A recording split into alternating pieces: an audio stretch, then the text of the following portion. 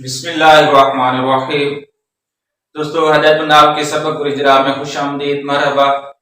آج ہمارا ہدایت الناب کا 5واں سبق تھا۔ ہم مقدمہ پڑھ رہے تھے، مقدمے میں چند فصلیں تھی، 3 فصلیں۔ ایک فصل ہم نے پڑھ لی تھی جس میں ناب کی تعریف وغیرہ اور اس کا موضوع تھا۔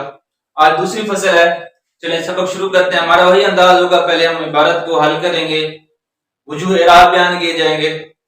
ہدایت الناب کیونکہ ابتدائی کتاب ہے، اس میں زیادہ وضاحتیں نہیں کی جاتی، اور میرا یہی طریقہ کار ہے کہ عبارت حل ہو جائے، عبارت مضبوط ہو جائے ابتدائی طلباء کی، تو میں زیادہ تر عبارت کے بارے میں بتاتا ہوں۔ تو چلیں سبق شروع کرتے ہیں۔ الکلمۃ لفظ وضع لمعنی مفرد دن، اس پر یہ تینوں اعراب آ سکتے ہیں۔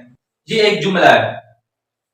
اب فصل پہلے بھی بتایا تھا کہ عنوانات جو ہوتے ہیں وہ حاضہ مبتدا موضوع کی خبر بنتے ہیں، تو فصل اس پر جو پیش آ رہا ہے یہ خبر ہے، اور خبر مرفوع ہوتی ہے، اس لیے یہ فصل پڑھ رہے ہیں۔ اس کے سے پہلے حاضہ نکالا جائے گا۔ الکلمۃ اس پر پیش پڑھ رہے ہیں۔ پیش پڑھنے کی وجہ یہ ہے کہ یہ مبتدا بن رہا ہے۔ مبتدا کیوں بن رہا ہے کہ یہ معرفہ ہے اور اس کے بعد نکرہ آ رہا ہے۔ پہلے معرفہ آ جائے اور اس کے بعد نکرہ ہو تو معرفہ کو مبتدا اور نکرہ کو خبر بناتے ہیں، تو مبتدا جو ہے یہ مرفوعات میں سے ہے، تو اس لیے اس پر پیش آ رہا ہے الکلمۃ۔ اب تنوین کیوں نہیں پڑھ رہے، جس طرح ادھر فصلون پڑھا ہے ادھر الکلمۃ کیوں نہیں پڑھ رہے؟ کیونکہ اس پر الف لام آ گیا، اور جس سے لفظ پر الف لام آ جائے اس پر تنوین نہیں آتی۔ اب دیکھیں آگے لفظ، الکلمۃ لفظ پڑھ رہے ہیں، اس پر پیش پڑھنے کی کیا وجہ ہے کہ یہ خبر بن رہا ہے، یہ مبتدا ہے تو یہ خبر ہے، اور خبر بھی مرفوعات میں سے خبر جو ہوگی تو اس پر بھی پیش آئے گا، اور اس پر کوئی معنی تنوین نہیں ہے، الف لام نہیں ہے، تو اس لیے اس پر لفظ بھی پڑھ رہے ہیں۔ اب لفظ نکرہ ہے اور آگے جملہ آ رہا ہے، نکرہ موصوف بن جاتا ہے اور آگے والا جملہ اس کی صفت بن جاتا ہے۔ یہ جملہ کیسے؟ وضع، یہ فعل ہے، اور فعل کون سا ہے؟ صیغہ پورا بتانے کا جو طریقہ ہے میں پہلے بتاتا رہتا ہوں۔ صیغہ واحد مذکر غائب، فعل ماضی مثبت مجہول، ثلاثی مجرد، مثال واوی، اسباب فتح یفتح، وعطا یدعو، یہ صیغہ آتا ہے، یہ فعل ہے، اور اس میں جو ضمیر ہوگی وہ اس کا فاعل بنے گی، ہوا ضمیر اس کے اندر نکلے گی۔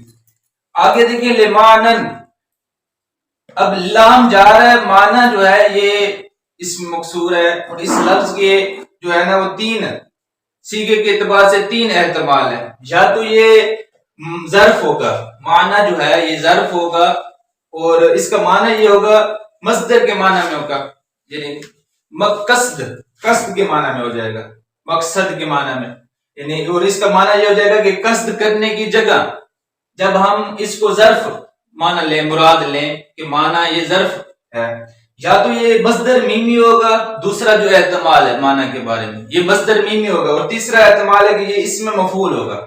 اسم مفعول اور مصدر میمی جب ہم اس کو مراد لیں گے تو پھر اس معنی کا معنی جو لغوی معنی ہوگا قصد کیا ہوا، قصد کیا ہوا۔ اگر اس سے ہم اس میں ظرف کا صیغہ لیں مراد جو احتمال ایک ہو رہا ہے تو اس کا پھر ہوگا کہ قصد کرنے کی جگہ، ظرف جو ہوتا ہے تو یہی ہوتا ہے نا، قصد کرنے کی جگہ، اور اگر ہم اسے مفعول یا مصدر میمی لے تو پھر اس کا معنی لغوی معنی جو ہوگا وہ قصد کیا ہوا۔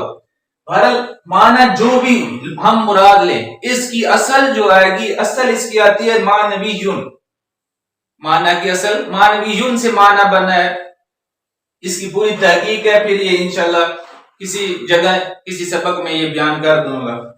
بہرحال معنی جو ہے یہ لام جا رہا ہے اور یہ اسم مکسور ہے، اسم مکسور کا جو اعراب آتا ہے تقدیری اعراب آتا ہے، لفظی اعراب، ویسے تو یہ مجرور ہے، لام حرف جارہ ہے، اس کا مجرور آنا چاہیے تھا، لیکن اس کا اعراب تقدیری ہے، محلی طور پر لفظی طور پر اعراب نہیں ہے۔ اور آگے دیکھیں مفردان دون دن، اس پر تینوں اعراب پڑھ سکتے ہیں، مفردان بھی پڑھ سکتے ہیں، مفردین بھی پڑھ سکتے ہیں، مفردون بھی پڑھ سکتے ہیں۔ اب مفردین جب پڑھیں گے تو معنن کی صفت بنے گا، موصوف صفت کا اعراب ایک طرح کا ہوتا ہے، موصوف جو ہے محلی طور پر تو یہ مجرور ہے، اس کا بھی وہی اعراب بن جائے گا۔ جب مفردون پڑھیں گے تو پھر یہ لفظون کی صفت بنے گا، اور اگر ہم مفردان پڑھیں معنن سے بھی حال بن سکتا ہے، اور وہ دیا کہ ہوا ضمیر سے بھی حال بن سکتا ہے. اب یہ ہماری ایک جملے کی ترکیب یعنی اعراب جو وجوہ اعراب تھا ہم نے بیان کیا. وَهِيَ مُنْحَصِرَةٌ فِي ثَلَاثَةِ أَقْسَامٍ اسم و فعل و حرف. اب اس پر بھی تینوں اعراب آ سکتے ہیں. آگے میں وجہ بتاتا ہوں. ہیا یہ مبتدا شروع میں ہے وہ استنافیہ کہیں گے, اور منحصرۃ شروع میں اسم ضمیر مرفوع متصل آ جائے, ضمیر مرفوع متصل, اور اس کے بعد اسم ہو تو ضمیر کو مبتدا بناتے ہیں اور بعد والے اسم کو خبر بناتے ہیں. تو منحصرۃ یہ خبر ہے, اور اس پر جو پیش آ رہا ہے, پیش آنے کی وجہ یہی ہے کہ یہ خبر مان رہا ہے. خبر کیونکہ مرفوعات میں سے ہوتا ہے. اور فی ثلاثتی, یہ ثلاثہ جو ہے یہ اسم عدد ہے, اور اس میں عدد اسماء اعداد جہاں بھی آ جائے ان کے مختلف اعراب ہوتے ہیں. آگے تمجیز ہوتی ہے, تو اس میں عدد جو 3 سے لے کر 10 تک کی تمجیز آتی ہے وہ جمع مجرور آتی ہے.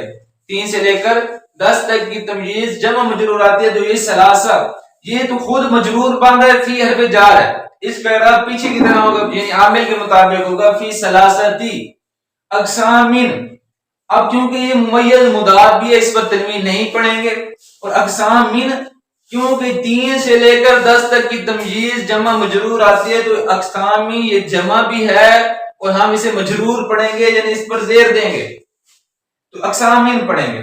اب یہ دیکھیں یہ ہے مفصل ثلاثتی اقسام یعنی 3 اقسام, یہ مفصل کا آگے اس کی تفصیل بیان کی جا رہی ہے. تو پہلے بھی یہ کہتا میں نے شرح میں تو عامل میں بتا دیا تھا کہ پہلے مفصل ہو پھر آگے تفصیل ہو, تو تفصیل کی 3 طرح ترکیب کر سکتے ہیں. مفصل کو مبدل منو بنا دیں اور تفصیل جو آگے آئے گی اس کو بدل بنائیں گے.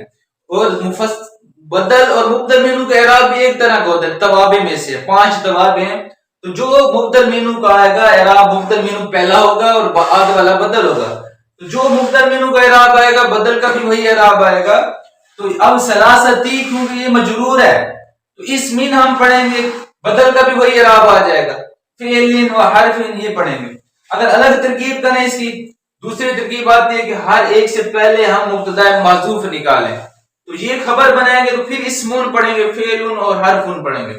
اگر فعل نکالیں شروع سے اور اس کو مفعول بنائیں, آنی اسمن و فعلا و حرفا کہہ دیں گے. پھر یہ ہماری عبارت ساری حل ہو چکی ہے.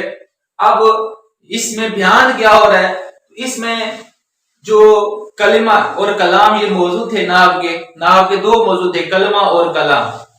کلمہ کی اب وضاحت کر رہے ہیں کہ کلمہ کی تعریف بیان کر رہے ہیں. کلمہ کسے کہتے ہیں؟ کلمہ ایسا لفظ مفرد ہے جو ایسا لفظ ہے جو معنی مفرد کے لیے وضع کیا جائے. اب کیونکہ ہم نے 3 طرح اس کا اعراب پڑھا تھا تو 3 طرح اس کا ترجمہ کر سکتے ہیں, وہ ترجمہ بھی کراتے ہیں. پھر اس کے بعد اس کی اقسام بیان کر رہے ہیں کہ یہ جو ہے نا اس کی 3 اقسام ہیں, اور منحصر ہے یعنی بند ہے, 3 اقسام پر ہی بند ہے. اس کے زیادہ اقسام نہیں ہوتی کلمے کی, صرف 3 ہی ہوتی ہیں. 3 کے علاوہ کوئی اور اقسام نہیں ہو سکتی. اور وہ 3 اقسام کون سی ہیں؟ اسم, فعل اور حرف, یہ 3 اقسام ہیں.